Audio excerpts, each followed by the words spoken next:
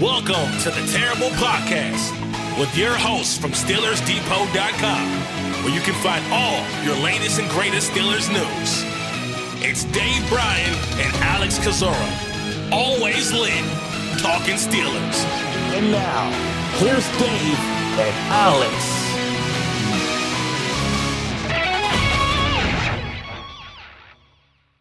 Welcome to the Terrible Podcast, Season 16, Episode 28. He's Dave Bryan. I'm Alex Kozora, SteelersDepot.com. Thanks for being back with us this Wednesday. Steelers Nation Day. The Pittsburgh Steelers will depart for Dublin, Ireland on Thursday. Game early one, 9:30 a.m. Eastern Time on Sunday, the NFL's first ever regular season game in Ireland. So Pittsburgh getting ready for that. We're getting ready to talk about it. Dave, how you doing? Top of the morning to you, Alex. Oh, you've been waiting on that one for a while, I'm sure. They're magically delicious. That's about all. All right, let's not offend all of Ireland before the team's even there. That's about all the Irish I know. I'm glad, because I was afraid of you would keep going. That's raised in Lower Alabama Irish right there for you. Happy Wednesday.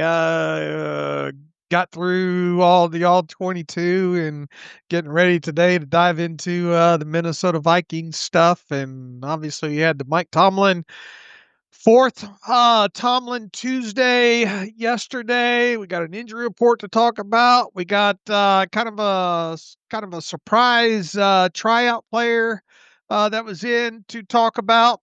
Today's Joe Green's birthday, by the way. So there we go. I got you all teed up. What way do you want to go here?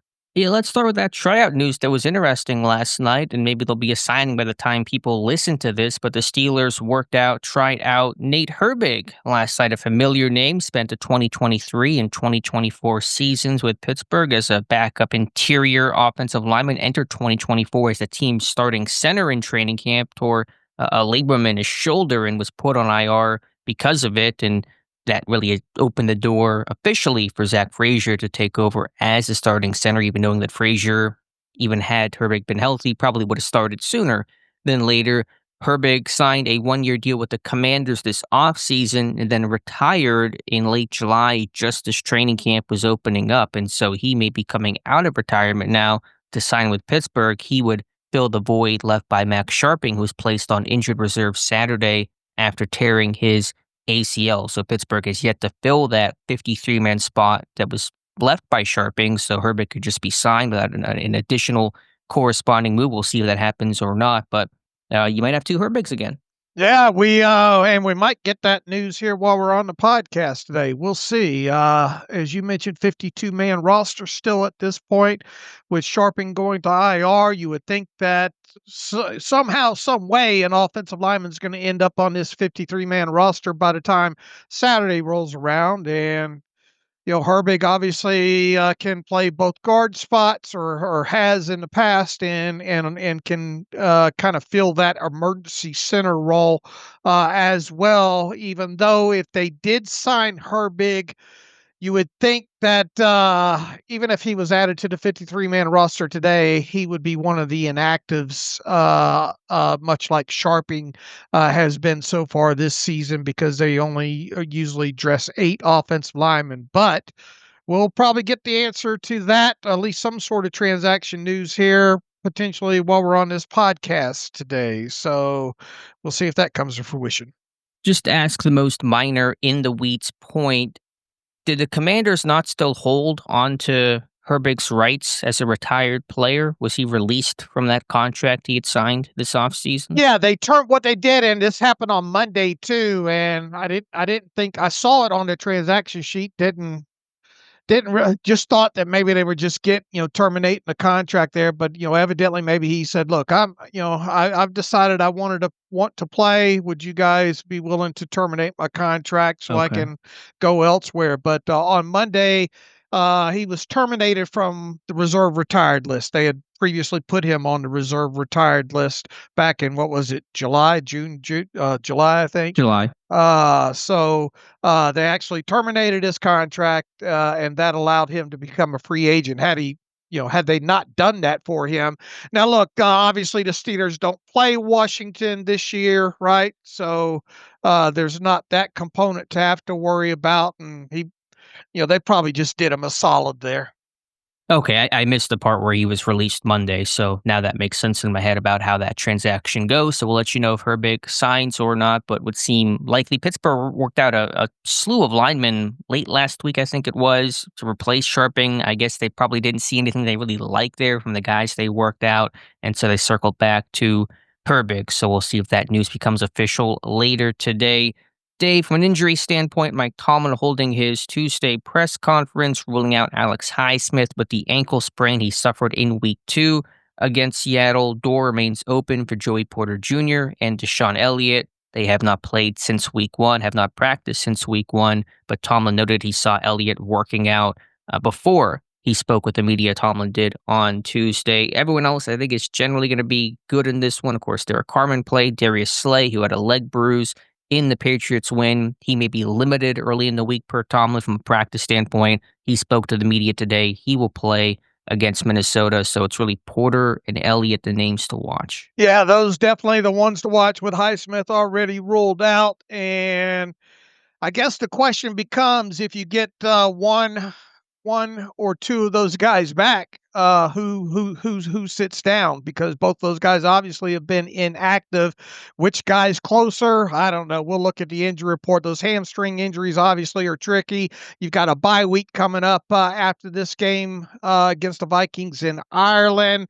Is this just Mike Tomlin giving lip service to both these guys, have a chance, and then wanting to give them a little extra time because, actually, and I think you'll agree, Jabril Peppers, I think, did a good job in his first real action on defense this past week, and they were able to get by with even when Slay went out. They had James Pierre played about 9 snaps or so in that game, and obviously he's going to be active either way, probably because of special teams circumstances. So I doubt they get both those guys up and running this week. I suppose they could get one up and running, but it does make you wonder, even if they get one of those guys back, who do you take the helmet away from? Because it doesn't feel like Peppers is going to be one to lose a helmet.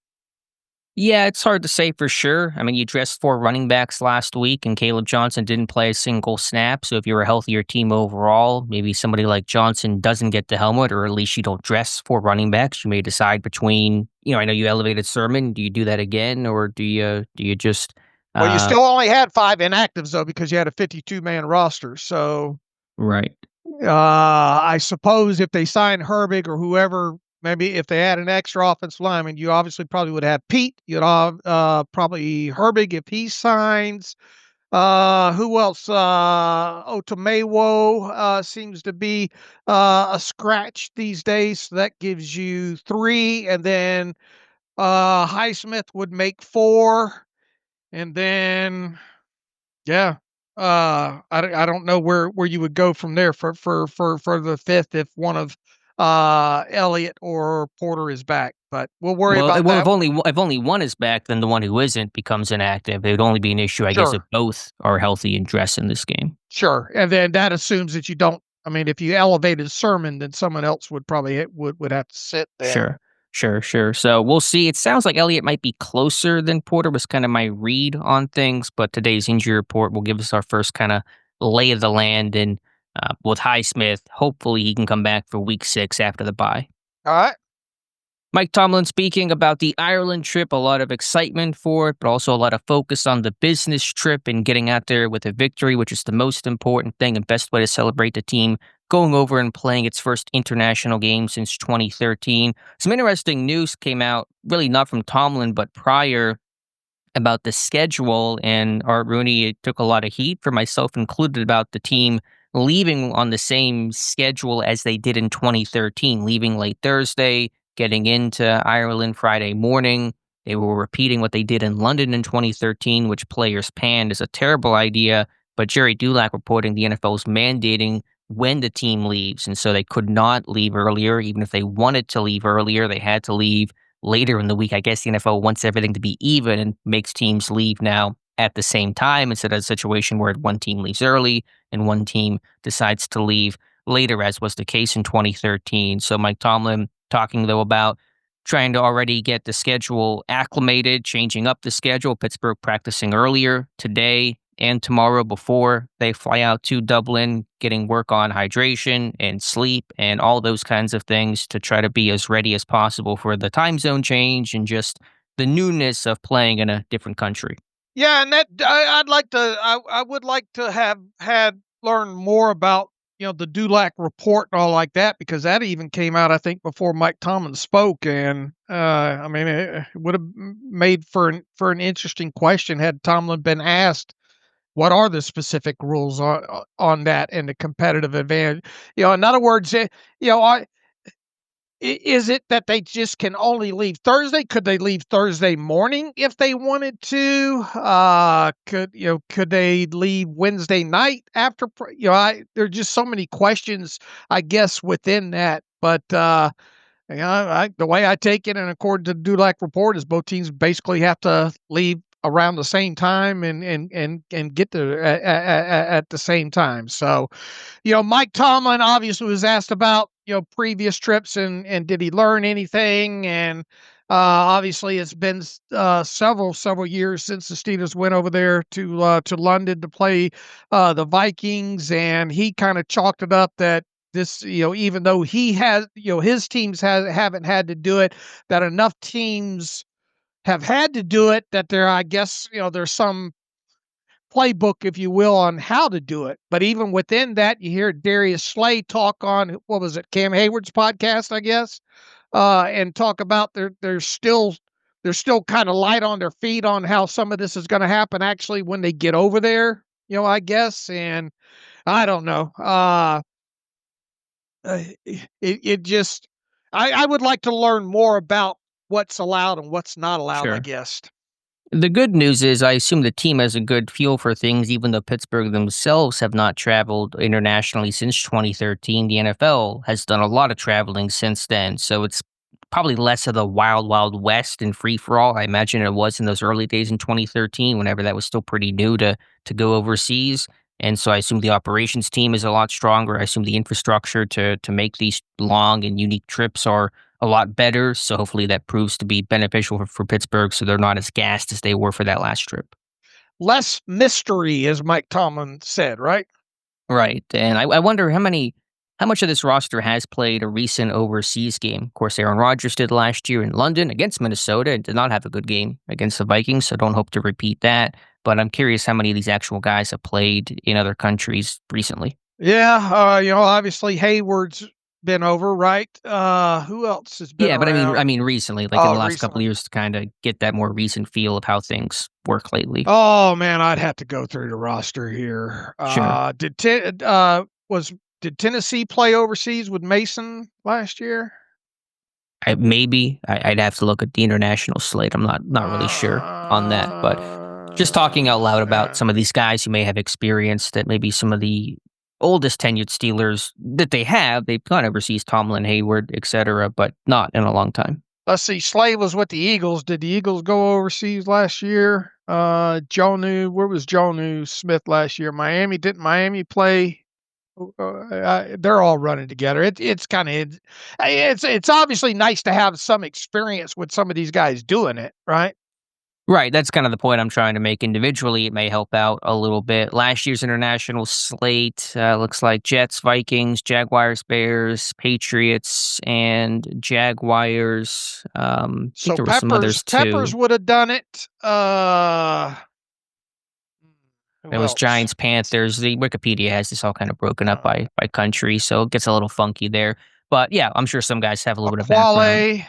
Was with the Patriots, so he probably would have done it. So, you should have done the homework on that one.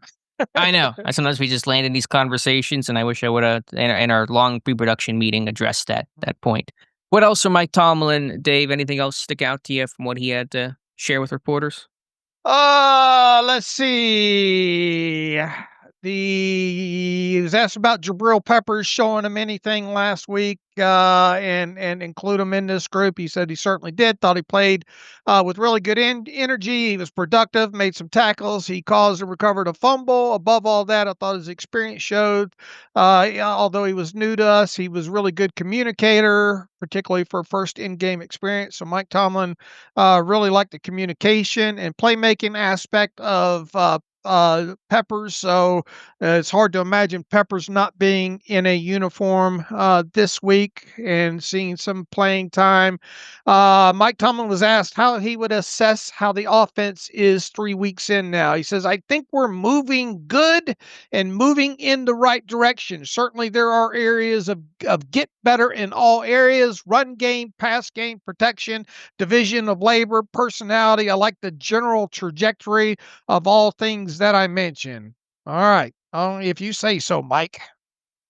Yeah, I don't know if I feel like right direction is the perfect phrase for the team. I don't know if that's what Tomlin was aiming for. Maybe he's just responding to the question. The red zone offense has really been good. That's been one true positive standout part of this offense. They are, second in the NFL in red zone offense. They've scored a touchdown on all but one possession. Aaron Rodgers has 6 red zone completions, and they've all gone for touchdowns, which is a crazy stat to share.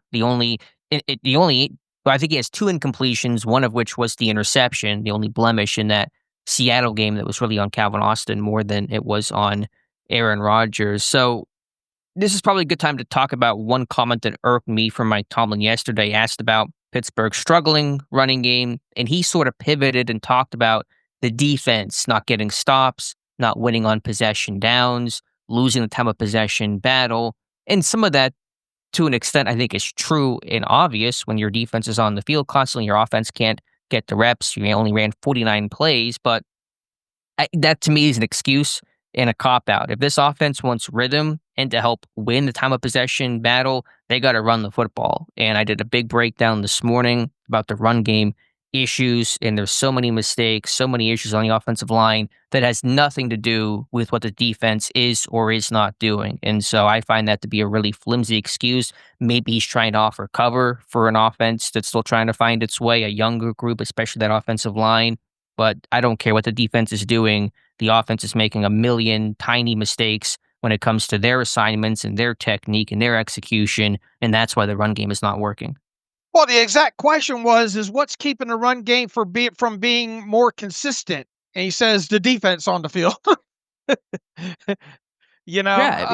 me, it's a total pivot and cop out. Yeah. Why don't you just answer the question? Why, what? Yeah. Here's what the question is what, why can't you get this run game going?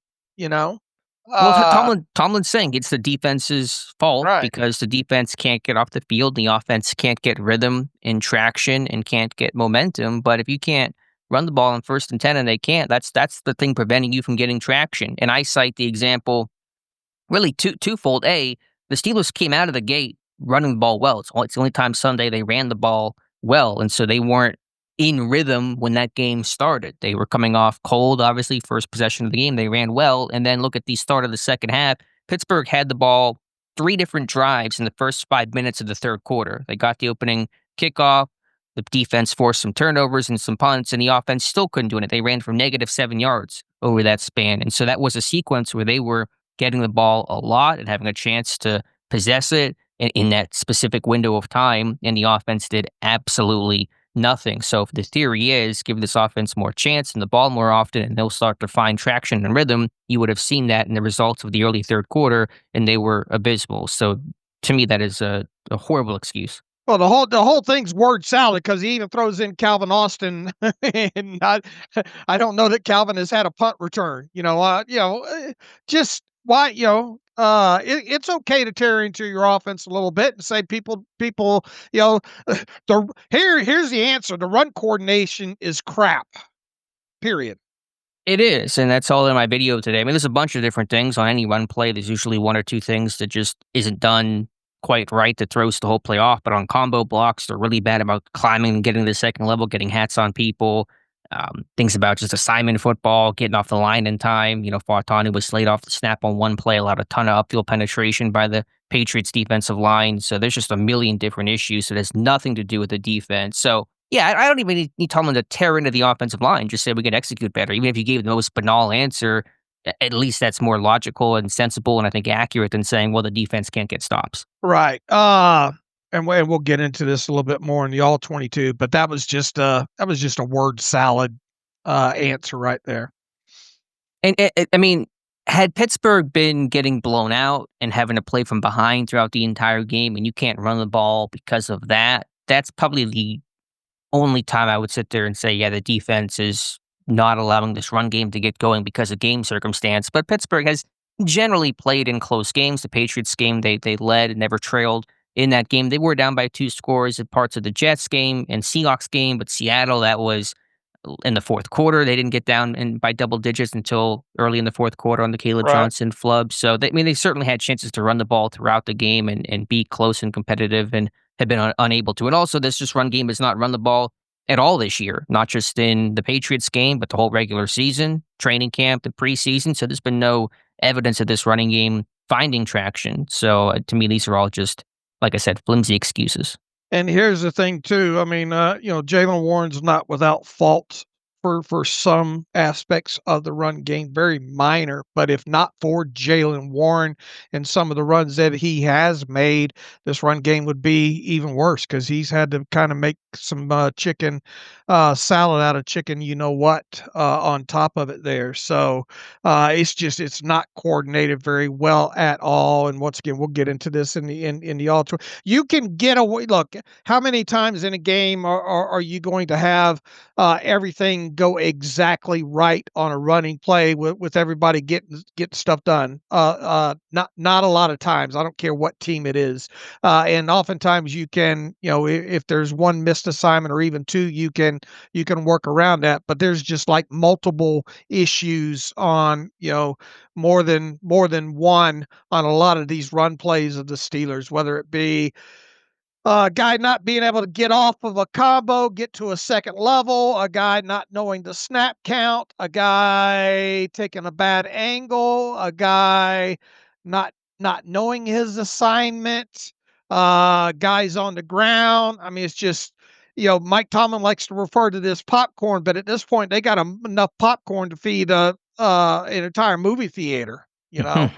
At this point, and it's all not coordinated well at all. It's very clunky, and even when they do hit Warren, how many times is Warren just getting contact even before he hits the line of scrimmage and having to? No wonder he's probably at the top of the league where it becomes yards after initial contact. It's because he's having to do it so much right now through 3 games right now here. So the whole run game coordination just needs to be looked at overall because it's just a mess right now. Yeah, it is. And so I just didn't think that answer was adequate by Tomlin. But what else do you have to say, speaking of the offense, about DK Metcalf not having a ton of targets so far this season? Mike Tomlin says he's not worried about the team's ability to get DK Metcalf the football and calls it a team game, that if Metcalf gets extra attention, other guys need to step up, and Tomlin believes they are capable of doing so. Yeah, here's what I'll say about that. The only real time to get excited about DK Metcalf with the ball in his hands against the Patriots were a couple of those screens to him, and then the touchdown catch in the game. If you look at his average depth of target right now, it's like 5 point something yards. That's less than half of what it's been for his career. Mm-hmm. Look, I understand. No, nobody wanted to see more slants in this offense than probably you and I. We wrote about how there'd be more of that in there, but that still doesn't mean that you can't push the football down the field. And right now, even with Aaron Rodgers, he's last in the league in average depth of target and average depth of completion at this point. This is a very, very dink and dunk. The only really exciting times has been luckily it's come around a little bit. It's a screen game. of the Steelers. But even so, there were some hiccups in that in the second half. One of the early screens or midway through the third quarter, a screen out to the right to Warren, I think, and the defensive lineman, the defensive end on that side's not even pulled. He doesn't even try to rush up. He immediately peels off and gets Warren behind the line of scrimmage in that one. So they're going to have to find a way to push this football down the field, Alex, or else you're just going to be playing within a 10-yard box and hoping that you can get 4 yards in a cloud of dust and get yourself in third and short situation. Get down. The only bright spot with this offense as a whole has been the red zone conversion rate right now, and that's the main plus where we've seen the Aaron Rodgers' ability is he's actually putting this ball in the end zone when they get down into the red zone, low red zone area there. If you take all that away and in between the 20s, there's not a lot to get excited about, and that includes DK Metcalf because they're not able to push the football down the field really through the air. Now, I did think the concept and the completion to Jonnu Smith in the first half was something to get excited about in that game, but that was it as far as kind of a vertical passing game.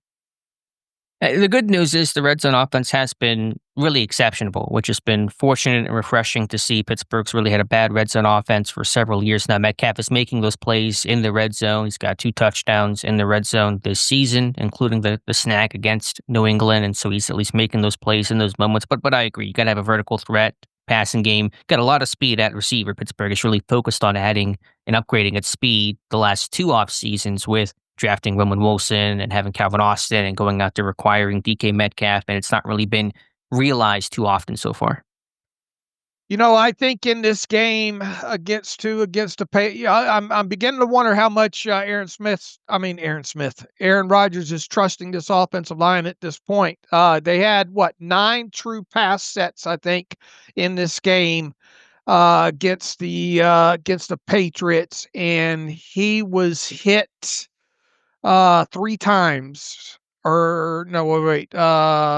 He was where's the pass block hurries and all in there. I lost my place on this, but I think he was pressured multiple times on those true pass sets. Rodgers, what you're saying? Yeah. Yeah, like I said, when I went back to the OL-22, we'll talk about that more in a minute. The pass I think twice, and I think both of those were on Broderick. So 2 out of 9 hit on true pass blocks.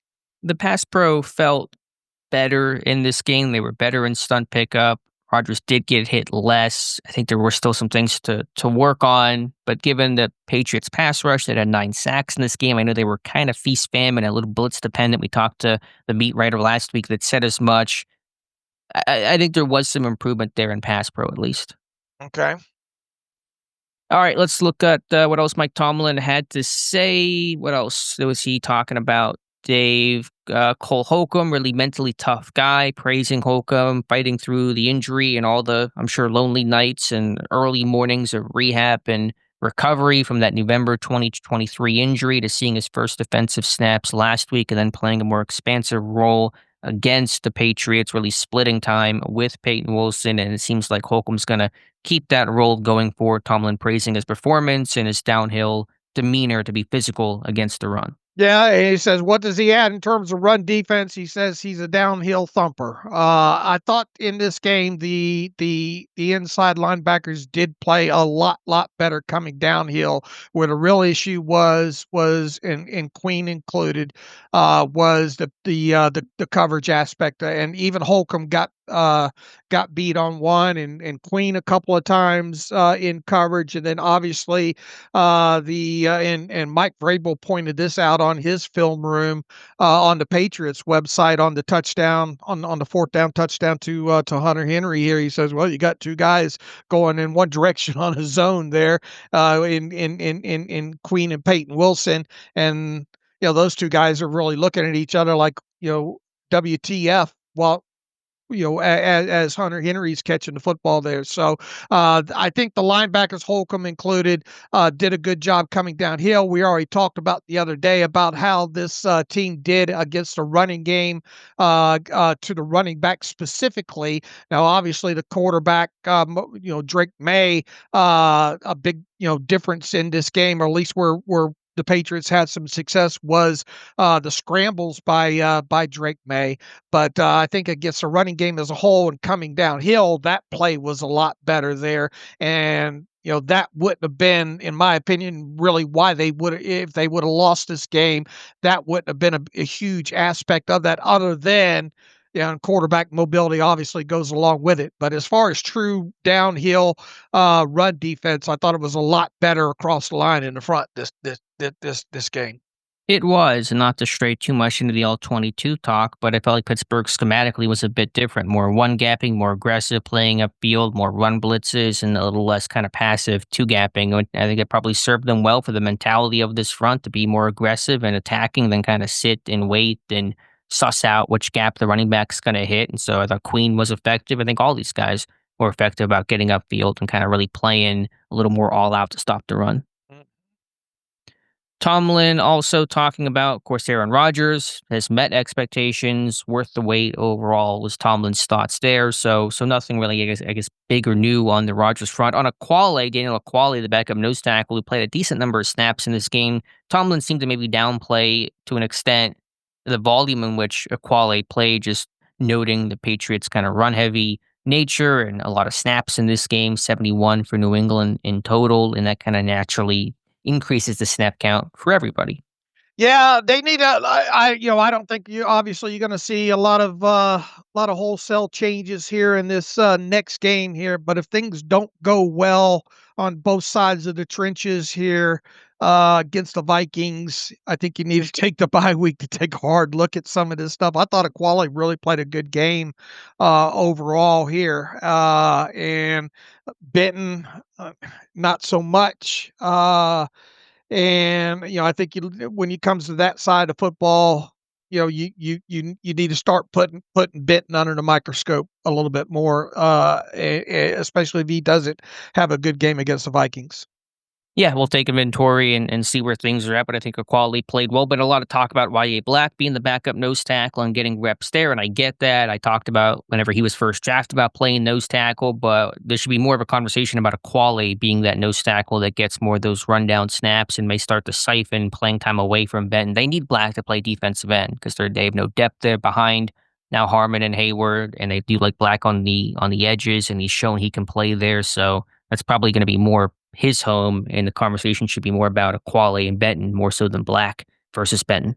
Yeah, and he talked about Harmon and thought he did good for first time out. I thought there were some positives obviously on tape for Harmon. I think even Hayward and Mike Tomlin kind of wondered what his conditioning level would be at. I thought for the most part it looked pretty good. I mean, they got 35 snaps out of him. That's probably a little bit more than they probably went into the game thinking they were going to get out of him. And with one of those games underneath his belt now, you would think you'd see a little bit of an increase in that now moving forward. Look, you got to get these first rounders up and running, right? Especially a guy like him that missed the time early in the season. He comes out and plays 35 something snaps like that and represented himself pretty well. I would expect this week to see him get that moved up a little bit, and I think that will help.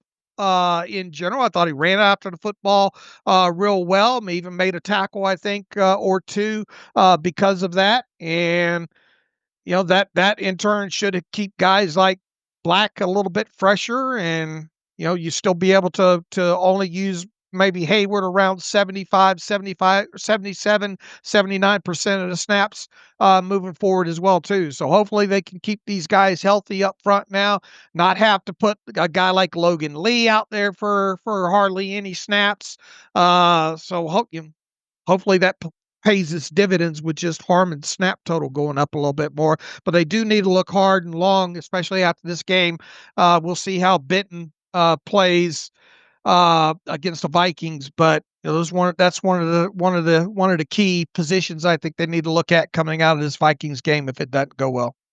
For Harmon to play that well, like you said, probably on more snaps than intended. Like I said, New England playing 71 increases the volume for everyone and the demand on everyone. It's probably really big for the coach's trust in Harmon to now go out there and do it and probably do more of it than what was ideal for him. Probably ideal was 15, 20 snaps in this game, but 35 in quality snaps and showing readiness and conditioning and good football IQ and running the heart of the football and making plays, getting the sack, all that kind of stuff probably really speaks well for earning that trust. That's just an important component for these rookies to, for the coaching staff to trust them, even though you're a first round pick and the team was high on you still individually to a man, and going out there and showing it now and proving it is really, I think, critical at this stage, just for that coach to know I can put you out there with confidence, not have to worry about limiting scheme or snaps or wondering in the back of my head, do I trust you to do the job here? So, yeah, I think it's a really big game on a lot of levels with Derek Harmon. It's too bad he wasn't healthy that start of the season, right? And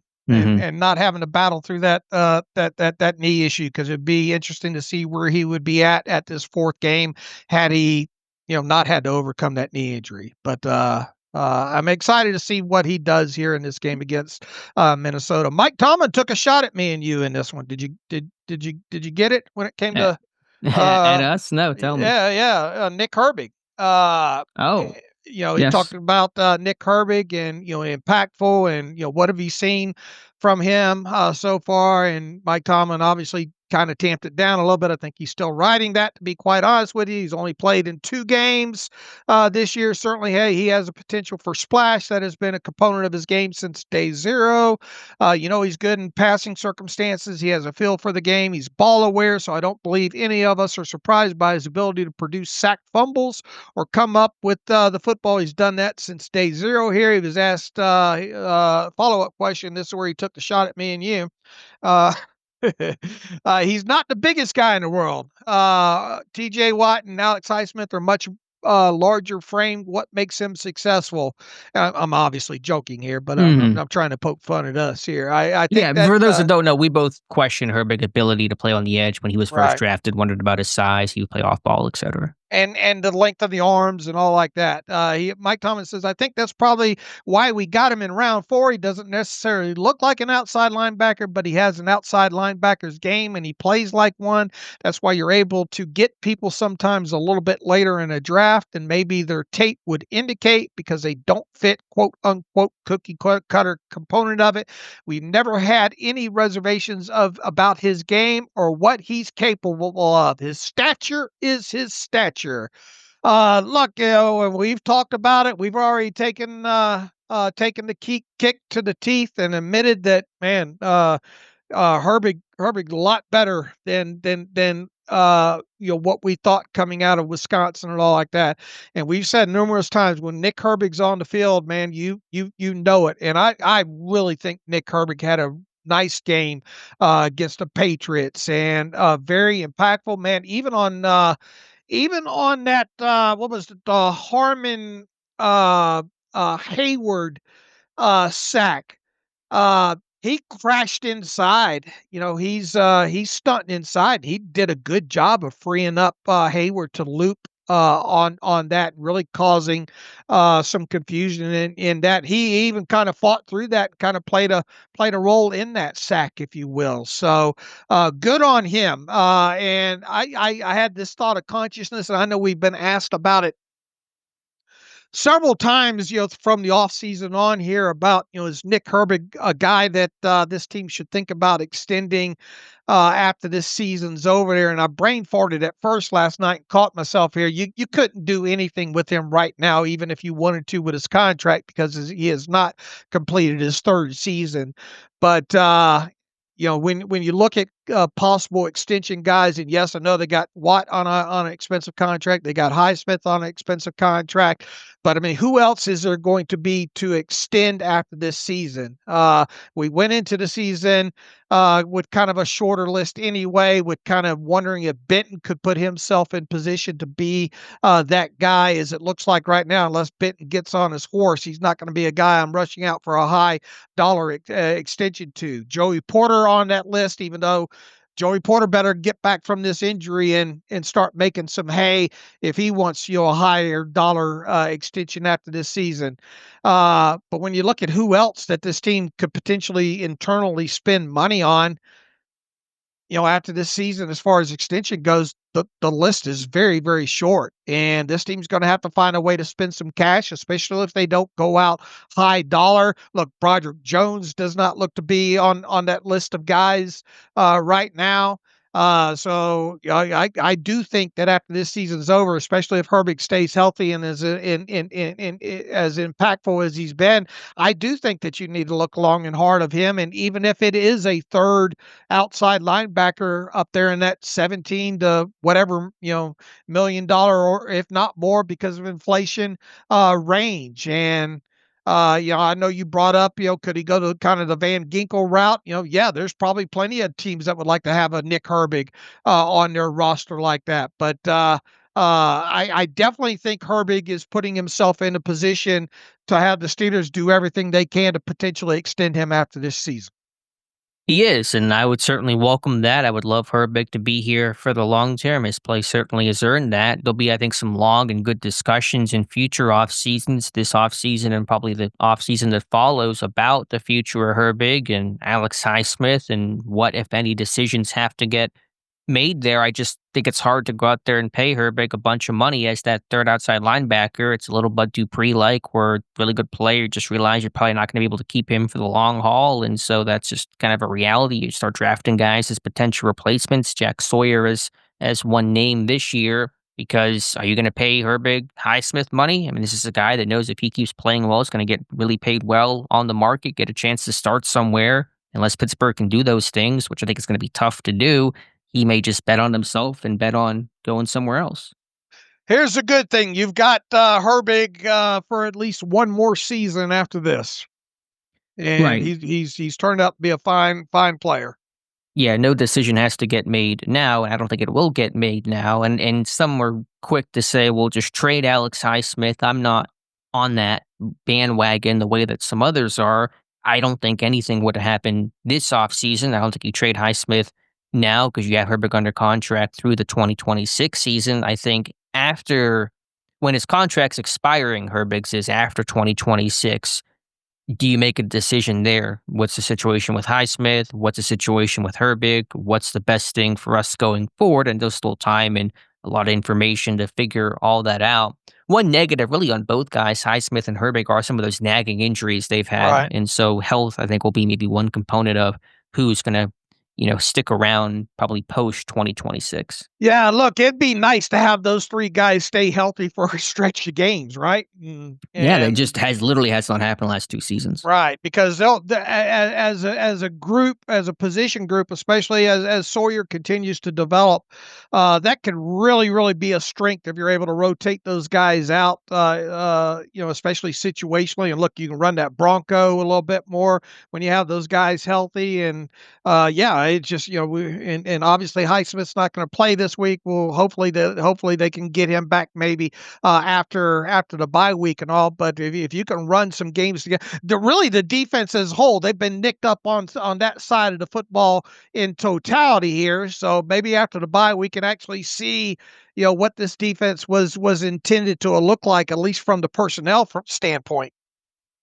Right. It'd be nice to get healthy to kind of evaluate this group at its best. So if Pittsburgh can get out of the Vikings game relatively unscathed the way that they did against New England, get in the bye, you probably definitely get Elliott and Porter back by then, if not by week 4 against Minnesota. Hopefully Highsmith returns as well. Then you feel like, okay, this group can really show what it can do. All right. Let's see. Mike Tomlin was asked, you mentioned the need to improve the short yardage defense. What can you do? Quarterback mobility being a component of it. Oftentimes you got to be willing to take the guy out of the middle of the field and play 11-on-11 football. We were less willing to do that a week ago. I've been in a lot of stadiums with Josh McDaniels, man, and he's willing to play beyond the sticks in short yardage situations. And so it made it more problematic to minimize the mobility of Drake May. Well, here's the thing. They had the guy in the not so much spying, if you will, is what Mike Tomlin is saying, and they were still giving up some third down stuff that either converted or put them in advantageous short yardage situations. And then either they were converting on the ground that way or with Drake Mays. So it was, it's kind of a twofold situation here, and improving in short yardage defense. Yeah, that's one aspect of it, but they weren't doing good on the down before that in third and long type situations. And then again, they when they weren't giving up the third and long type situations, they were giving up all but 1 yard of those third down situations, which put New England in advantageous situations to go out there and give it a crack on third downs. And you look at that early third down. What does that say about Mike Vrabel and the Patriots to that early in the game? That's what does that say about what they thought about the Steelers defense that early in the game, deep in their own end, they're willing to take a shot on fourth and short situation? I don't think it's an indictment on the Steelers defense as much as it was just Vrabel having confidence and really liking his fourth down plays. I mean, they've run some creative stuff in short yardage. They're pretty multiple. They're not just run ahead type of people, as this game showed. So I don't know if it was really a statement on Pittsburgh as it was Vrabel trying to show some early confidence in his own unit. Well, I'll tell you this, as far as look, props, Dan Campbell, man, that guy got to go for it anywhere. hmm But from what I had seen on the Steelers tape in the first 2 games, at least out of their offense side of things, I would have lived in my fears and punted if I was Mike Vrabel there. Sure, no, I understand. I wouldn't have gone for it. That was a risky decision. Even if you convert, what are your odds of scoring there? Aren't great in that moment in time. So it was certainly a gutsy decision. I mean, Tomlin's overall point, though, is about we couldn't sell out against the run and play as aggressively on those fourth downs as maybe we would against other teams because the Patriots are not a team that just runs straight ahead in short yardage. They're gonna boot out. They're gonna take some shots. It's funny that he mentioned that. Remember, you posted that zombie call against the Right. Raiders, Patrick Peterson playing that correctly. That came against McDaniels with the Raiders. That was a fourth down play. I believe they took that deep shot to, was it Devontae or Myers, whoever it was that caught that. And so that's what Tomlin is talking about, that under McDaniels, they're prone and you know, they it's They'll plausible take the shots. they're gonna take the shot there. Yeah. And so Tomlin's saying they have to schematically account for that because it's not just okay, it's 4th and 1, they're running tush push or they're running just a die play. So Tomlin says the schematics made it harder to contain and maybe bring that safety down to play the boot or help contain May because they may throw over the top. Right. And look, I mean, on that fourth down that we just talked about in our own end, you got 2 people on the ground on that play of both Keanu Benton and Cole Holcomb. And Cole Holcomb looked like he had that maybe dead to right, right at the snap of the football, but he kind of a little bit over pursued to the outside. I know you want to force that thing in, but I mean, you got to make the play because it's 4th and 1 type situation. But he ended up on the ground, and Keanu Benton's on the ground and almost took out, I think, Patrick Queen on top of it there. So and they converted. Right, just not good enough on possession downs. New England 10 of 18, and some of those coming in and long situations or fourth down situations, and so that has to get cleaned up. I think that was basically it for Tomlin. Anything else you want to add? Feel free, but that was the majority of the comments. Also, just a nice memory and message about the late ambassador Dan Rooney and how much this game means to the Rooney family, and talked about Rooney smiling down as he watches the first regular season game in Ireland this weekend. Yeah, he's not going to be smiling down if they take an L like they did against Minnesota in London several years ago. The final question too of the presser was interesting. What have been some of the issues on 3rd and 7? The Patriots converted 3 of those. Mike Tomlin just said they had a really good plan, as I mentioned earlier, in a myriad of ways. We were somewhat limited with our schematics due to obvious circumstances. Expect us to continue to work and get better in some of those spaces. That's just another word salad. Look, if you get off 3rd down on 1 or 2 of those situations, your offense is back out there again, and some of those came in key situations, I think, on some touchdown drives that New England had. So not a very good answer. Just that's how I want to get out of here answer.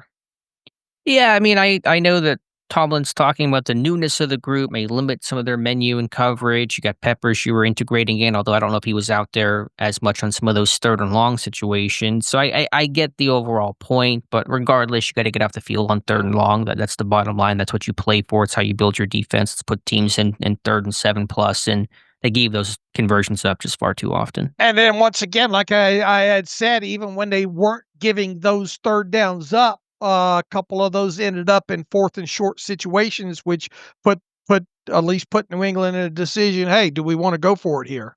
And that happened against Seattle too. There was a third and 12 or third and 13 when they came up 1 yard short and went for it on fourth down. So one of those, in fact, the play that led to the early 4th and 1 situation was a little dump off to the back that he's got. When he catches that football, he's got about 9 yards to go for the first down, and he got about 8 of them. Yeah, I'm trying to think which play. That was the underneath where they're I think zone type situation, trying to protect the sticks or whatnot, and the running back leaked out to the left side. It was easy completion underneath, but you got to rally to that a lot quicker, and get them down on the ground so that they're not. It becomes a 4th and 3 instead of a 4th and 1. It's like the play Holcomb had against Seattle where he's not coming downhill, made the tackle, made the stop 1 yard short. I think Seattle punted in that situation. I can't quite remember, but we've seen a little lack of aggression and kind of making sure Pittsburgh protects the sticks as opposed to kind of just sitting on the sticks and hoping you make the play just shy. So, yeah, certainly some possession down things to work on schematically and individually.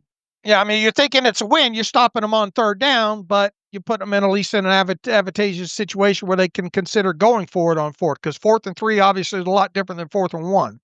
Yeah, and in this modern world, teams are going for it on fourth down probably more than ever. It's personality of coaching staffs. You're facing Detroit later this year. You mentioned Dan Campbell will go for it in any fourth down situation, seemingly. Teams like the Eagles. Remember last year we joked about it's 1st and 9 when you play the Eagles because they get in 3rd and 1, they're tush pushing, and they're converting 85% of the time. So, the circumstances are different. It's not just get a stop here on 3rd down and get to 4th down. It's can you make sure you're not in 4th and short yardage, because any team may go for the ball and go for the first down in any situation like that. One other thing I want to talk about. What'd you think about his answer about the whole Anthony Richardson and Joe Flacco thing? It was kind of funny, yeah, catching some strays. Richardson did out there in Indianapolis, basically saying, yeah, whenever you have that veteran backup that can come in off the bench, watch out. He may make some plays because he's not just some wide-eyed rookie that's with a limited menu of plays that you're scared of calling the right thing for, and that offense can shift pretty radically. And of course, it did last year. So yeah, Tomlin saying he told the team before the Colts game, keep Richardson upright. We don't want to see Flacco. And of course, they saw Flacco and he tore him apart. So made those comments to talk about Carson Wentz being the veteran backup, even though the Vikings will be on their second string quarterback this week. Wentz had a good game against Cincinnati in that blowout victory and is a very capable player in his own right.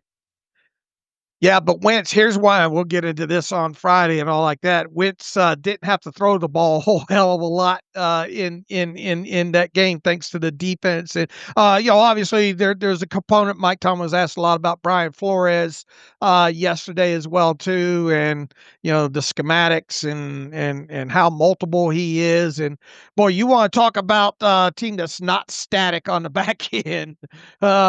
That's Flores. There's a clip running around. I mean, it looks like an organized, circus act back there on the back end. It's going to be interesting to see how the Steelers, the good thing is you've got a guy like Aaron Rodgers that's good at diagnosing some of that, but man, I tell you what, Flores sure does mix it up on the back end. And Mike Tomlin also talked about how aggressive he is, and he'll treat 2nd and long situations just as he would 3rd and long situations. So they're going to have a chaotic defense in the passing game to have to beat. And if there's one plus going into this, that Minnesota hasn't been fantastic against the run. So you better learn how to run the football real quick and not get yourself in 2nd or 3rd and long situations, because that's not going to probably bode well for the Steelers offense if that happens against Flores.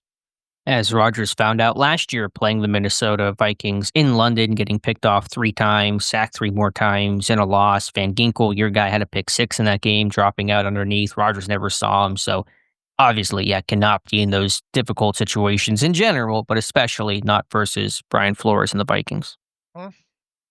All right, Dave, let's get in the all-22 of this game. Let's start with the Pittsburgh Steelers offense. You've already kind of, I don't know, what's the word for it here, kind of moved through the all-22 a little bit in our Tomlin conversation. We buried the lead to some degree in talking about it there, but and I think you did a really, really, really good job. It's a 20-something minute video where you're looking at the offensive line, and and this even plays back to a little bit of what Mike Tomlin said yesterday about the popcorn and all like that. There's so much popcorn within the running game. And where do you want to start? You're not getting off some of these combo blocks and get to the second level. You get held up in there. Robert Spillane played a hell of a damn game, but you had to know coming in that he was going to be that's what he loves doing. He loves playing downhill. He likes being unaccounted for and being a free runner, and that's how he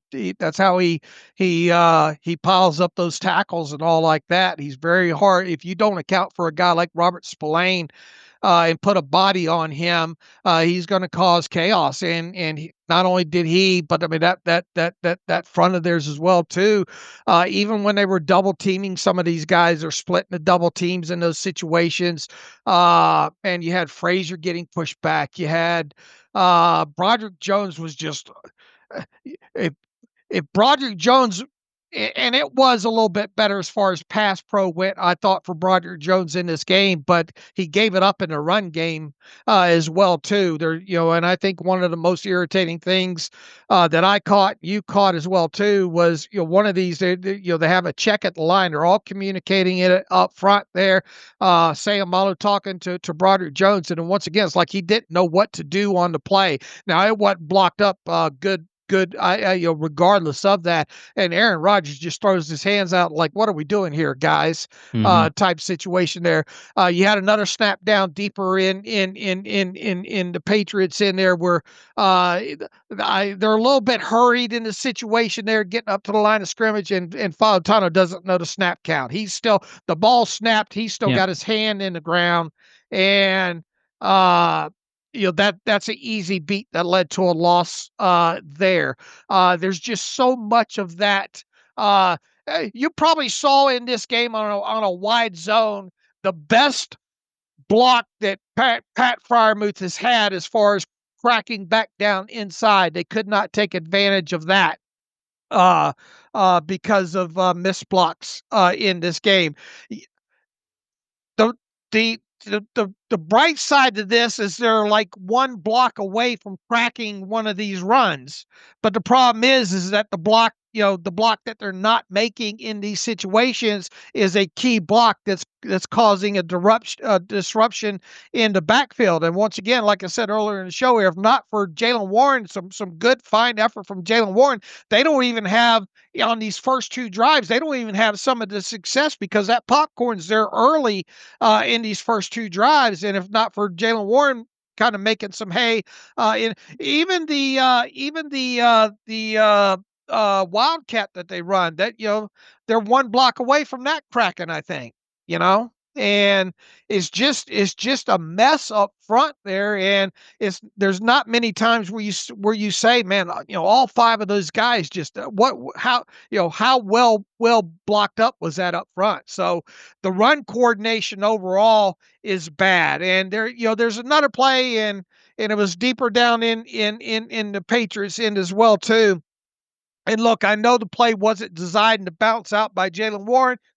It's part of the thing where you wonder, okay, some of this, even Jaylen Warren wasn't perfect in this game, but there's certain things that you got Calvin Austin trying to dig out a safety, all right, and if that once Warren decided to bounce that play had no chance, because you're asking, and props to Calvin Austin. He's going to do everything imaginable to for what he's asked to do, try to do, but he's in a no-win situation. And once Warren bounced that outside, that was going to be a loss in that situation. Yeah, I think there were a couple of questionable reads by Warren, but he's low and the lowest on the rung of issues of why the run game is struggling, and it's struggling mightily, and that's why I really got frustrated by Tomlin's comments, because Troy Fautanu getting off the line on time or not has nothing to do with defensive rhythm or what they're doing on third down and what they're giving up on third down or the combo rules that Pittsburgh cannot get to the second level. That's not anything to do with what a defense is or is not doing. I mean, Robert Spillane had 15 tackles in this game, and Pittsburgh ran the ball on they had 49 plays, and Spillane had 15 tackles. So this guy was everywhere. They couldn't get a hat on him. It's been a recurring theme. Think back to the Niners opener 2 years ago when Fred Warner ran free the entire game, made a bunch of plays. You got, unblocked linebackers. They're going to make plays no matter who they are. When they're talented players like Warner, like Spillane, they're certainly going to make a lot of impactful plays there. I did have a good discussion and still am with Braden Fajoko, who I'll call a friend of the show, a former Steeler, about that Jones play on that check. He thinks Jones was in the right there because he didn't have any threat to hit kind of the play side to the left, and so he stepped down to help out and then climb. But I'm still seeing Jones literally turn around. I'm not sure why he's not getting Put upfield. a hat on somebody. Well, not even that, but just he literally steps down kind of the quote unquote wrong way, but to help there because there's no immediate threat to him. Okay, I can understand that. But then he turns around as he climbs up upfield and is looking in the backfield. I'm not blaming Jones for why that play didn't work. And McCormick's on the backside cut block on Milton Williams. He can't execute it, and that's the reason why the play failed. Right. I don't know if I love the idea of trying to cut block Milton Williams, a really talented defensive tackle there. But point is, it still looks messy and sloppy.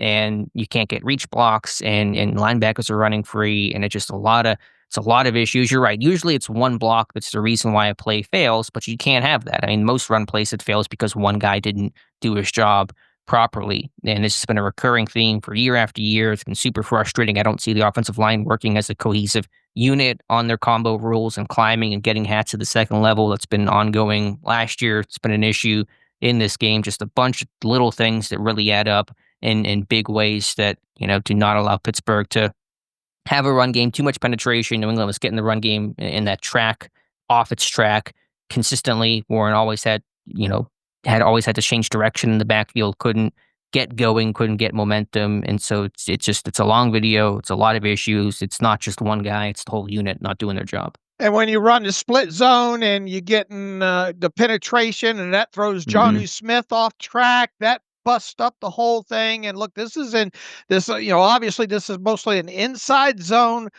mid zone, split zone team. They occasionally will try to run some outside zone. They didn't do that with any luck in this game. And I think they only had two gap runs, and that might have been their most success. Does this team need to try more gap? I feel like we talk about that every year. I mean, I'm willing to try anything, but there's supposed to be an outside zone personality, and it's not there. I show the one clip of them trying to run outside zone, and I don't know what the issue is. I can't articulate specifically or with 100% confidence, but Fautanu, he's sealing wide, which is fine, but then you allow that penetration upfield. There's no one inside to give him help, and so I don't know what the goal of the play is supposed to be. I do think there's some situations where players are not put in situations to succeed and are really like asking McCormick to reach block like they're having to do. That's not what he does.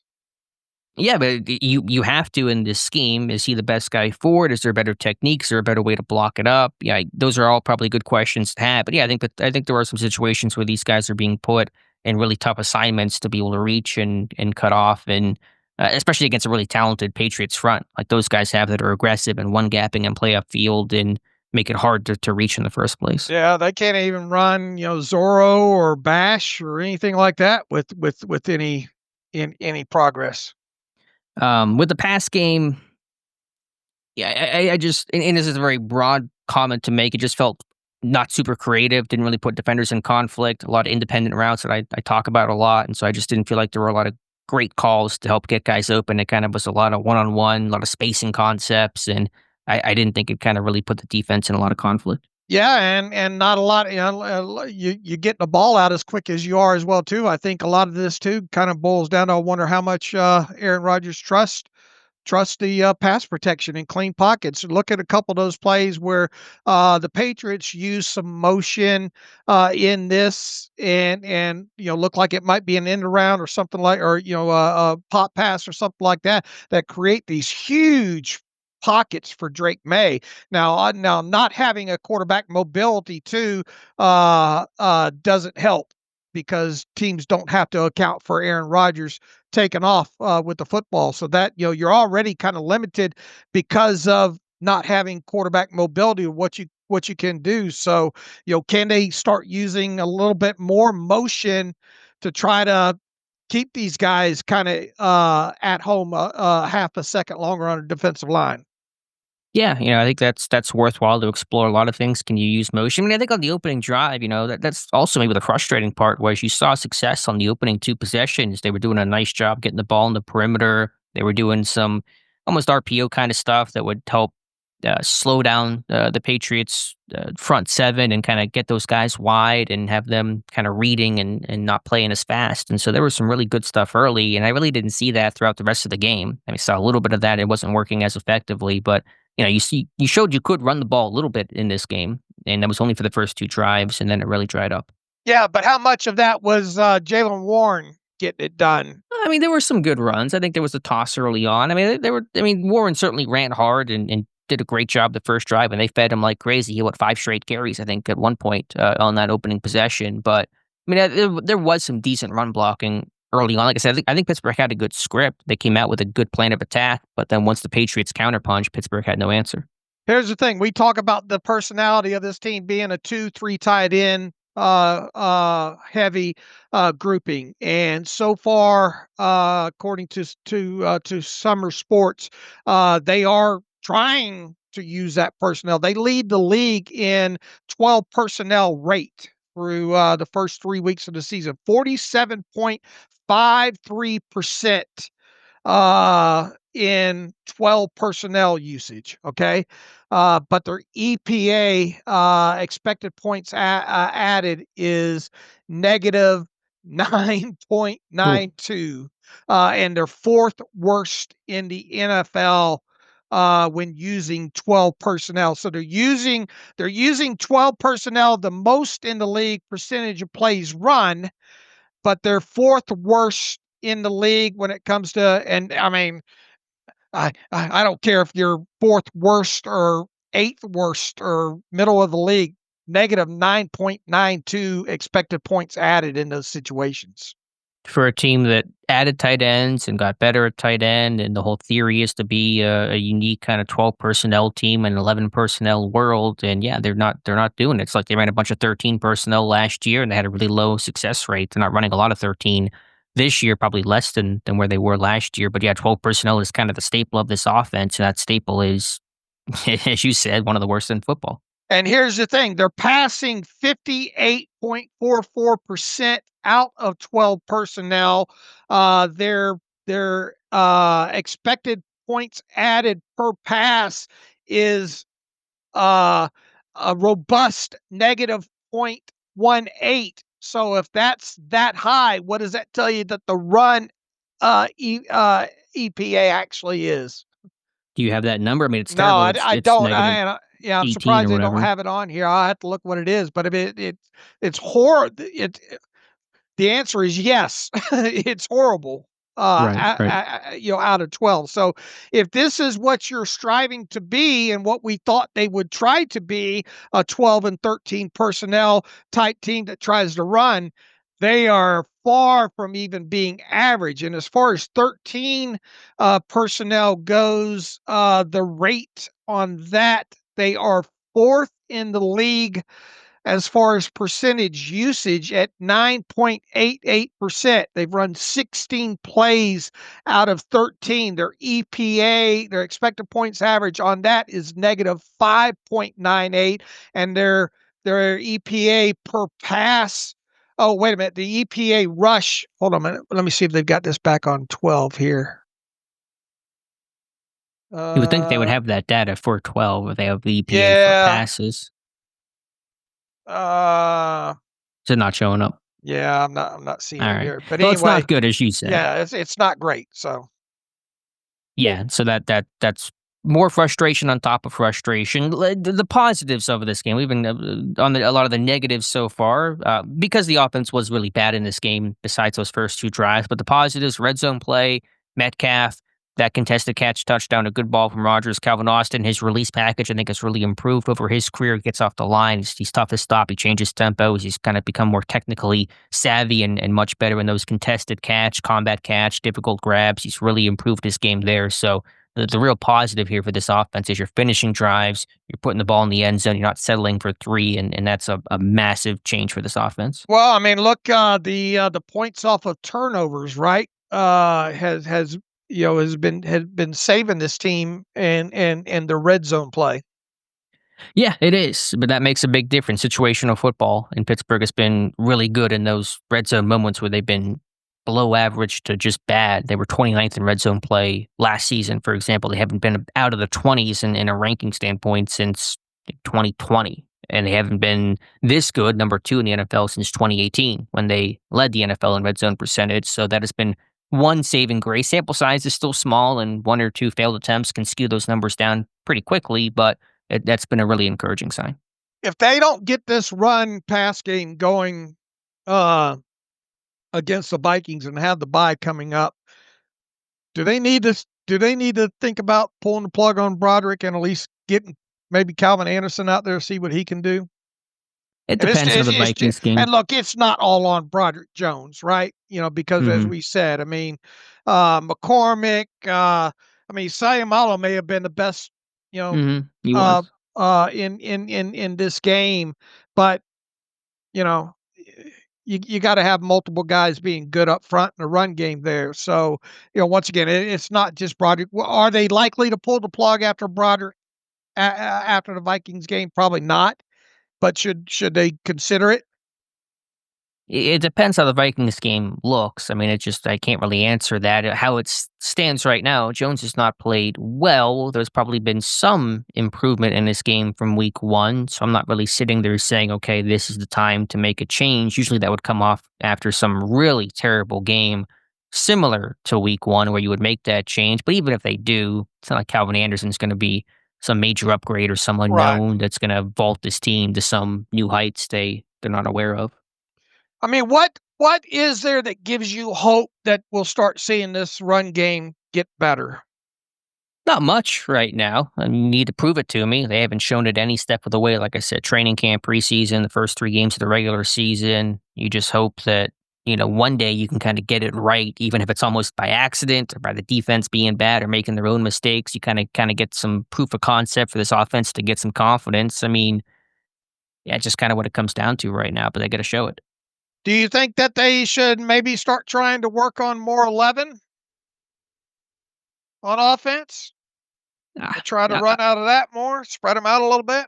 I mean, there are times where these tight ends are being displaced. They're not always being condensed in 12 personnel. When I watch the tape, I mean, Fryermuth and Jonnu Smith are not good blockers, but when I watched the tape of this game, it wasn't tight ends being the issue in this one. It was the offensive line really struggling to a man. So, I've talked about getting Darnell out there more and leaning on him. I think they still should do that, but the issues are less about the tight ends, more about just the core 5 offensive linemen. I mean, there's not a lot when it comes to the running game tape against the Patriots that gives you much hope that we're going to see this thing turn around quickly. I mean, the hope was the initial game plan. The first 2 drives, there was success. Now, some of that I think was good scheme, but good scheme is part of your run game. And I think that just kind of went away as the game went on. And Tomlin can talk about the offense not being out there. But again, I think just individually, I'm sure when Arthur Smith talks Thursday, he's not going to sit there and say, yeah, the run game wasn't great, but the defense has to go get some stops. I mean, I don't care what the defense is doing. It's a close game. You can run the ball. You're in a game circumstance where running the ball is viable. You just simply could not do it. And if you run the ball, get some efficiency, get some first downs, you're going to possess the ball yourself. You're going to convert more on third down. Your offense has a chance to get rolling. That's how your offense builds momentum, by running the ball, staying on schedule, converting on possession downs. That's how you get going. Arthur Smith talks today. What 2 questions would Was you it like? Today? No, Thursday. Okay, Thursday. What 2 questions would you like Arthur Smith asked? I'd have to sit down and think about specifically a good targeted question, but Probably something about the offensive line and combo rules. I don't know, something in that space about why this offensive line is struggling on kind of its own rules to climb and get hats on linebackers. All right. What would you ask? Yeah, just the run game, and just why are they unable to if they're going to be a 12, 13 personnel team and rely on so much mid zone. uh how willing is he to come off of that? Would he entertain? And he's not going to come out and tell you, but should this team entertain more gap personality? I would probably ask, the run game had success in the first 2 drives. It didn't after. What changed would be my specific question I would ask There Arthur you go. Smith. All right. Defensively, Dave, some more positives here. Run defense, I thought, looked a whole lot better. I think that's pretty much borne out by the numbers, even though New England ran for a $119. Some quarterback mobility and Drake May runs were part of that. The defense, like I said, was more aggressive, more one-gapping. Linebackers were blitzing. There were some risks taken. You had Hunter Henry open on the first touchdown off of play action when Pittsburgh was selling out to stop the run. But I think overall, run defense, the right direction. Yeah, I thought they played downhill. They obviously were ripping the football out, as testament by all the fumbles. So I like that aspect of it. Outside of some of the stuff in the middle with Benton, I thought Aquale, as we mentioned, played a good game. I thought the outside line. I thought the few snaps that DeMarvin Leal was out there. I thought DeMarvin Leal played a pretty damn decent game for what he was asked to do. Understood his line, where he was supposed to line up. You could see the communication going on with Leal. You could see him forcing stuff inside. Small sample size, but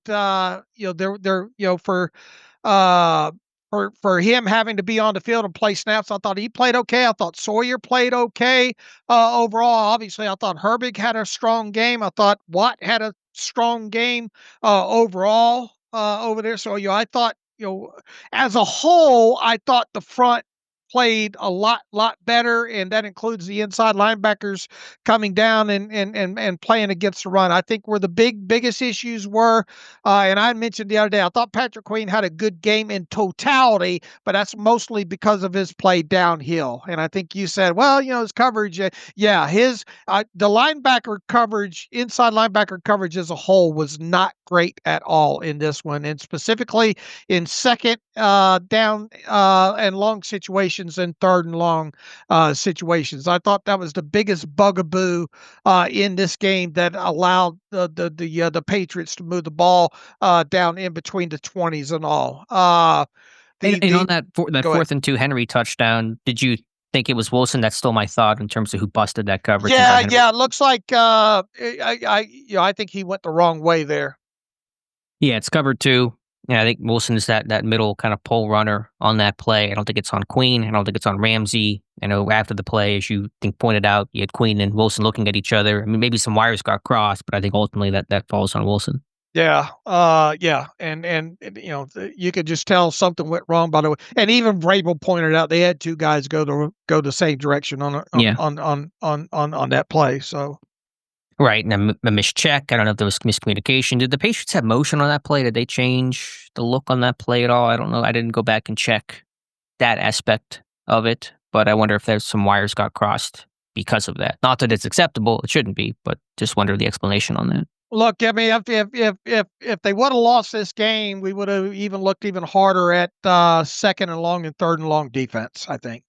Yeah, and Pittsburgh knows it must get a whole lot better. One other positive here, and I think it's a really good point that you make about Leal and Sawyer. Even though those guys didn't play a lot, they played well, and they held up against the run. They were getting off of blocks, making tackles, and as Tomlin pointed out, Sawyer 3 special teams tackles in this game. He's really embraced that aspect.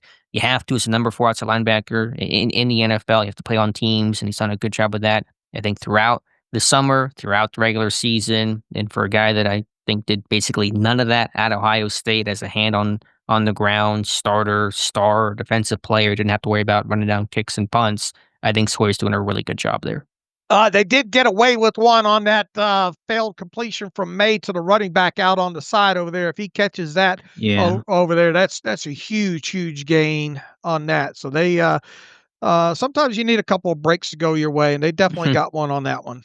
One thing I think Pittsburgh did a really good job of, and I have an article, a film room on this morning, was their rush lane integrity on some of those four-man rushes, containing, constricting. Look at the Hayward sack, the Harmon sack, the Herbig forced fumble. It's a great job. It's a coordinated rush. Pass rushes are not just everybody go get the quarterback. There's assignments, there's lane integrity, there's roles. Sometimes you can't get and work in a certain gap because of a stunt or a blitz or whatever your assignment is. I think just overall they did a great job keeping May in the pocket, not letting him then escape up the middle of that pocket, and then finishing the play. So I think there's some really high-end coordinated rushes by the Steelers front four in this game. Yeah, I would agree. I would agree, and I couldn't help but keep watching that play that scramble by Drake May as well too. I mean, if that's not a whole, Watt was furious on that as well too.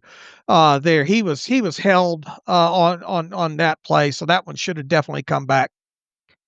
Was he really held? I didn't think it was that egregious. Hollins got He got had his hand inside. inside his damn jersey. You could see the undershirt that Watt's wearing there. Yeah, but Hollins' hands are inside.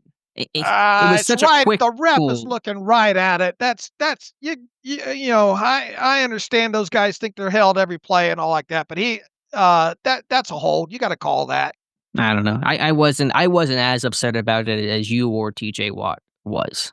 All right, I But was. fair. All right, fair enough. Any other thoughts here defensively? Secondary play. I mean, the receivers really weren't involved. There was a lot of tight end stuff in this one, so there isn't a whole lot to evaluate. Echols played well. Peppers, I thought was active, physical, downhill against the run. That was needed for this game, and I'm sure going forward. Any other thoughts on the secondary? I thought a couple of times.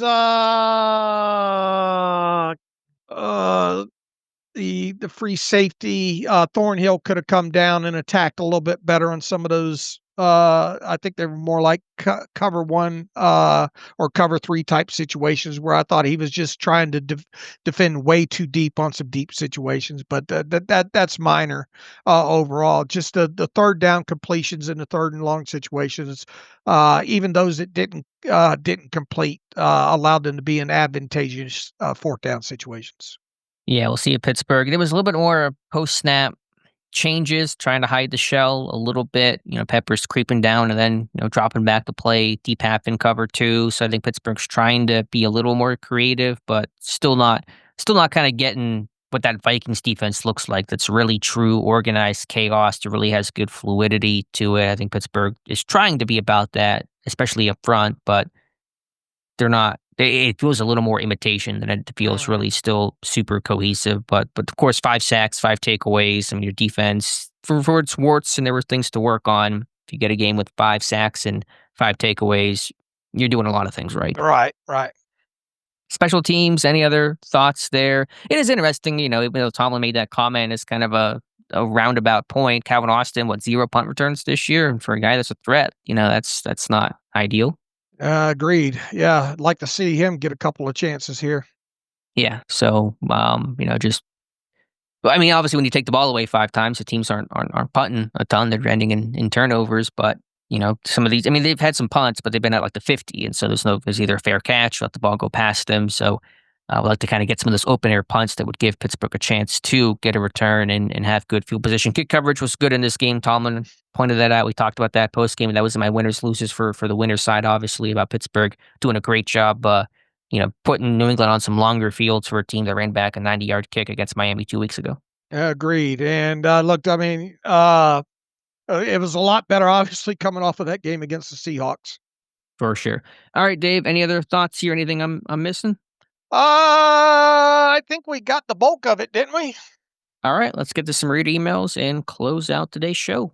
All right, we'll start off with Jim Bidness talking about team travel. He says, I ran into a Vikings buddy today, and he told me that the Vikings are traveling on Thursday night, too. He says that the NFL makes both teams travel the same time to make it fair. I Googled this, and Google said that is not true. What is true?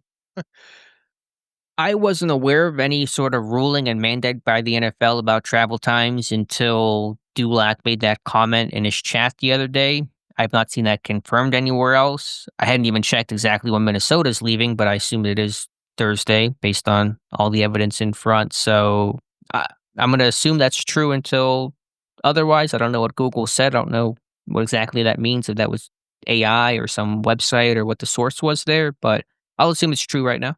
All right. Nathan writes in, bring back a Landon. If the Raiders are stuck in Crapsville and are heading for a first rounder, for a high first are heading for a high first rounder in a few weeks, couldn't the Steelers give up a late round pick and bring back a Landon Roberts? Maybe swap fifth or sixth round and a seventh or something similar. He knows the system. He is a hammer. Find a special team snap somewhere else.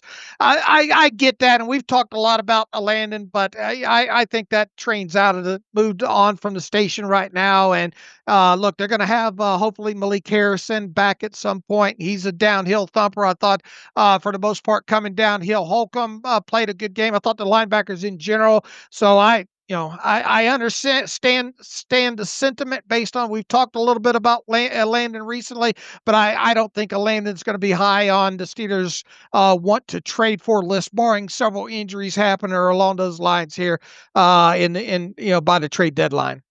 Well said, agreed. I like Landon Roberts as much as anybody, but Malik Harrison will get healthy at some point. Cole Holcomb, had some good reps, and so I don't see this team making that kind of move right now.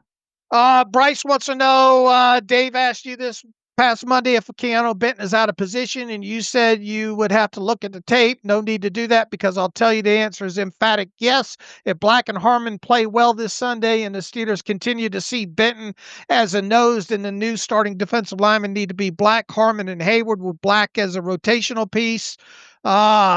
It's not that Benton's, I don't think, out of position. It's just how he's getting pushed around more than anything. Yeah, I don't know if everyone says moving to 3-tech. What exactly does that accomplish? Unless the scheme's changing and you're playing upfield more often. I guess he means out of position, not at snap. Then I guess he's saying is he miscast as a nose tackle. Right, but I'm saying if you move to 3-tech and he's now, a defensive tackle or even a defensive end at 4-eye, unless you're really playing upfield, which is more of his strength, then he's still a double team's a double team. Whether you're doing it at 3-tech, in the B gap or the A gap or the C gap, you still got to be able to anchor, and Benton's having some problems there, obviously. Second part right now, when healthy, who in both of your eyes is a better outside linebacker, Herbig or Highsmith, and why? Interested to hear your thoughts. Look, I think they both bring a lot to the table here. Herbig's got a good, not Herbig, Highsmith, as far as win rate and pressure rate, I think it's been pretty good, but it's only a two or 1 game sample size so far for him. Herbig shows up a lot and showed up a lot in this game against. I think they both have their strength. I think Highsmith's better against the run. Herbig in obvious pass down passing situations. One of the most impressive snaps once again, I think for all that Herbig did in this game, and he did a lot, was him crashing down and creating chaos. I don't think that's something that we've really picked up on so far in Herbig's career, his ability to impact as a crasher. So I like that on those stunts you're talking about. Yeah.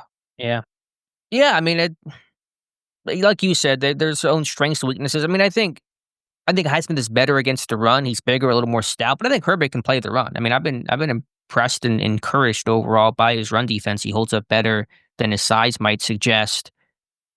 I might give the edge to Herbig, though, just for that first step. I think the pass rush juice has been there more. That speed rush is really, really potent. Highsmith has certainly gotten pressure. The inside spin is not as effective as it used to be. I think guys now know that that's coming from him. I think Herbig offers a little more of the high-end reps, but they're both good players, and obviously I'm happy to have both. I'll be happy whenever Highsmith gets healthy and gets back on the field. Jay from Clarion writes in, as two gentlemen who watched tape, I wanted to get your opinions on a thought I had earlier this week. Who has been our best offensive lineman thus far in the season? He says Broderick hasn't shown improvement after moving to the left side. Sayamalo has been a big disappointment in my eyes. He writes, I would have labeled him our best offensive lineman headed into the season. I'll tell you this, for Sayamalo's first two games, I didn't think were all that great. I thought he played a lot better in this third one. He did. He says Frazier had the looks of a top 3 center, and although he hasn't been terrible, I feel he's been underwhelming. I don't think Frazier played as well against the Patriots as he did in the first 2 games. There, would you agree? Yeah, I think Frazier struggled more in this one, especially in the run game. I thought in pass pro he was okay. McCormick hasn't been the nasty physical presence I expected him to be this year. McCormick's been a little bit of a disappointment, I'd say, this year. Yeah. Now, some of this reach stuff and all like that, that's not who he is. But I mean, when it comes to some of the combo stuff and all, he's not. They're not coordinating that at well between him and either Faetano or him and Zach Frazier of getting off and getting out to that second level. And sometimes when they are double teaming this, they're still getting split on whoever's left, you know? So to answer the question, who has been the best offensive lineman? It is not, was it like the tallest kid in kindergarten? Just kind of answering that question. My first thought was Faetano, even though he has not been. He didn't have a good game at all, I didn't think, against the Patriots. No. I mean, he hasn't played great this year. He's just been okay. I think you're right. Sayamalu was pretty underwhelming the first two games. Played really well, overall against I think New it's England. probably Frazier. Probably has been the best. But I mean, he took a step back against the Patriots.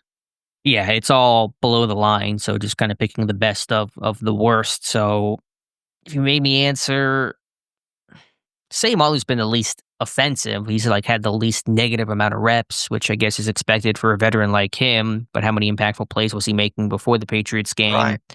It's you could pick any name and make a case for him, I guess, maybe besides Broderick. McCormick, I think McCormick has not been the road grader that, he's in this outside zone scheme. I don't know, this is a great scheme fit for McCormick, supposed to be more of that physical masher, and he's now in this zone scheme. To answer the question, I'll say Frazier, but no one's doing a great job. Right. And you're right. You know, what were some of the highlights of McCormick was just a lot. He seemed to be better at pulling some of those skip pulls. And obviously too, he was mostly played at left, but I don't think left right's a big issue with him. I still, man, what happens if Broderick continues to play below the line and you're going to have to do something there? What if Faetano doesn't take a nice step forward this year? I've thought in my head, and Mike Martz had that great tape on Faetano back prior to the draft and all like that. Is it how crazy would it be to move Faetano to left guard? And then you're still going to obviously have to do something at both tackle spots there, but could that at least maybe solve a left guard? Because this is it for Sayamalo more than likely, right? After this year? It would seem so. All right, and how what's easier to fill, a guard or a tackle, even in draft capital? If you got to replace both tackles, you're probably not going to do that in free agency. You're spending so much money, so I got to draft two tackles and a quarterback in the draft. Well, you're not going to be able to do all of that. You're going to have to go free agency for some of that, probably. But dude, you got to the O-line tax on these offensive linemen. You overspend. No one pays one of these offensive linemen and feels good about it. Look at Orlando Brown Jr., look at Dan Moore, look at Jawan Taylor. These guys get paid a bunch of money because you have to, and they're not worth it. I get your point. I'm not saying, and look, there's been times where I thought, man, it's crazy to think, this tackle can move inside and all like that. But if he doesn't get better at right tackle, maybe that's part of a gigantic fix. You're going to have to. There's a lot of fixes that would have to happen once again, and then you're back to, man, you wasted all these draft picks on these guys, the pedigree and draft picks on this, and here you are a couple of years later having to go through the same thing again. I'm just wondering if maybe Faetano could be a premier left guard in this league. Yeah, I understand the point you're making. I don't think it's going to be the path Pittsburgh takes, but I'll let the season play out and kind of see where things are at after that. All right, Beth Weaver writes in, are you guys worried about Caleb Johnson yet? I thought Caleb would be making an impact by now, but he isn't even getting a shot. Do you think that is because he can't be trusted in pass pro yet, or because they see him in practice and he just isn't quick enough? I know it's only 3 games. I'm not worried about him yet, other than he's got to get over this hump of making that big mental error on the kickoff, obviously. And I think they did, I don't think that they do trust him in pass pro yet, and they probably don't trust him as far as being assignment sound the rest of the way just yet. So they will get him involved more potentially after the bye week, and all, but I mean, it's hard for a guy too to get rhythm when he's playing 4 snaps and touching the ball twice on top of it there. I mean, how are we supposed to look at his tape through 3 games so far, especially when he played 0 offensive snaps in the third one? Yeah, the overall lens is there's a lack of trust in Caleb Johnson in all areas now after the kick return error. So, was there a plan for him in this game, or did they dress him just because they said, well, we got the extra spot. You don't really I need it thought for it was anybody else. just to keep his spirits up. Yeah. It feels like. But do you dress a guy just for the spirit of it? I mean, I get your point. There's value in him still dressing and going through warm-ups and going in kick return line and kind of feeling still a part of the team in that sense. But then you don't have a plan for him at all in this game, seemingly. So, can that continue? Can you dress him in this game if he's not going to play a single snap? It depends on injuries. like and But it goes against conventional wisdom that you dress a guy in, especially, dressing a third quarterback's one thing, but he But did you're still not. inactive. It's still one of your inactives. Right. You had two guys that did not see, or 3 guys that did not see any playing time at all against the Patriots. One of them obviously is Mason Rudolph. The other one, thankfully, due to injury, Calvin Anderson did not play, and the other one was Caleb Johnson. Yeah, I mean, you had 2 running backs. Your third and fourth string running backs, Sermon and Johnson, played 3 total snaps, 0 on offense and 3 on special teams. It's not a super efficient use of the hats there. Now, I know injuries, and you're protecting yourself in that sense, and that guy's gone down, then, you could have, probably increased playing time there, but it's just not efficient overall. Right. Now, it's a minor point. Well, right. But the only other thing was if you did not dress Caleb Johnson, you're dressing Otomewo. So what could you have got? What can Otomewo do for you? Probably more than what Caleb Johnson's doing for you right now in a game where granted, this is hindsight, but 71 snaps. You never know with injuries, Harmon coming back, young group overall. Does Otomewo offer more value than what Caleb Johnson would have offered? It felt like it. Probably. Maybe you put him on the kickoff team or something. I don't know. Yeah. I mean, he's an athletic guy. I don't know. This is all I know, very much in the weeds. It's low on the list of concerns. I'll just be interested to see what happens with Caleb Johnson. Does Sermon get elevated again? We'll see if Sermon makes a trip out there. Will they take? They'll take squad? They'll probably take everybody. Yeah, that's probably true. Although that's a lot of, to add more people to take is kind of more logistical nightmares. But yeah, just point is, as I kind of ramble myself into a conclusion, let's see what happens with Caleb Johnson this week. All right. What are we here? An hour 40? Hour and a half. Hour and a half. And all. All right. I got through the emails there. What's happening around the league? Dawan Jones for the Browns is out for the season. Russell Wilson, they finally pulled the plug on them. That hurts the Steelers. Russell couldn't even make it through 3 games. What else is happening around the league? Those are the big stories. Yeah, so Pittsburgh now, according to Nick Corte, the over-the-cap comp pick expert, believes that Pittsburgh may only get a 6th-round pick for Russell Wilson. It could have been as high as a 3rd if things went amazingly. Probably 4th, 5th was more realistic. Now maybe a 6th. So you kind of hope he gets traded somewhere and goes starts for whoever that maybe could offer that incentive back, so that pick becomes at least a 5th rounder. And look, he's cheap to trade at this point. They've got Jameis over there right now. Yeah.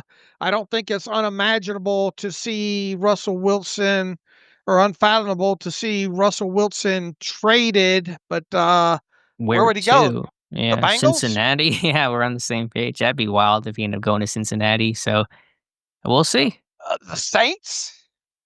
The Saints they've traded for too many people so far. I don't know why they keep making all these trades, but they need to just hold their powder. This is not a team going anywhere. They should not be trading for a 37-year-old veteran quarterback on his last legs. I mean, where else could he potentially go? I mean, more injuries could obviously pop up here. I have to look at a list. I mean, there's a bunch of guys that are hurt around the league. Some of them are more short-term. Washington, for example. I don't know. We'll see. All right, what else around the league? The Ravens lost. That was an interesting game to watch. Did you watch much of that? Yeah, Derrick Henry can't stop fumbling for all of his ability. Yeah, that's the Ravens really struggle in some of those tight games. The Lions had a great game plan in this one, so not mad about that. Pittsburgh, sitting in a good place in the division standings. look, if you get a win, you got KC and Baltimore playing this week. One of those two teams is going to be, more barring a tie, 1-3. The Browns get who did the Browns get this week? I will look it up. The Lions. And the Bengals play the Broncos there. So if the Steelers get a W here, they might enter their bye week as sole possession of first place. Would be nice. Now, granted, Pittsburgh was in first place for 3/4 of last year until they weren't, so a long way to go. But yeah, would be a great way to get a win, go into the bye, have other teams lose, and feel good about where your team's sitting early in the year. All right, as far as Friday's show, with this team playing overseas and all these beat writers traveling and all like that, it's starting out to look tough for us to get a beat writer to come on Friday. We're going to continue to effort that, but just a heads up that with all these beat writers traveling or whatnot, that might be a bit of a chore. We're going to probably have to find somebody staying stateside there, and maybe somebody that we haven't had on before, but I'll continue to effort that. We will dive into 3 games of Minnesota Vikings tape, talk about them on the Friday show. We'll see how the rest of the injury report plays out on Wednesday, Thursday. We'll have the coordinators to talk about on Friday as well, too. So that's where we're at in this thing. So in the meantime, you can follow me on Twitter /X at Steelers Depot. Follow Alex at Alex_Kozora. Follow the show at Terrible Podcast. Email the show, theterriblepodcast@gmail.com. If you like what we do and want to donate, SteelersDepot.com. Hit the donate button in the navigational bar. Also, if you'd like an ad-free version of SteelersDepot.com, go to the site, hit the ad-free button, sign up, get a username and password, and then hit the login button and use that username and password. A very important element of the ad-free version that people miss is once you create that username and password, you must hit the login button and log in that way to utilize the ad-free version of the site. So until Friday, get by Steelers Depot. A lot of good film stuff up there from Alex in there. That 20-minute video on the run game. Excellent work, Alex. Thank you. To that, we got a lot of other film rooms that other guys have done as well too that are very informational. Yeah, so the Derek Carmen one on Ross did. Go check that out on Harmon's debut. All right. Until Friday, as always, thanks for listening to the Terrible Podcast with Dave and Alex.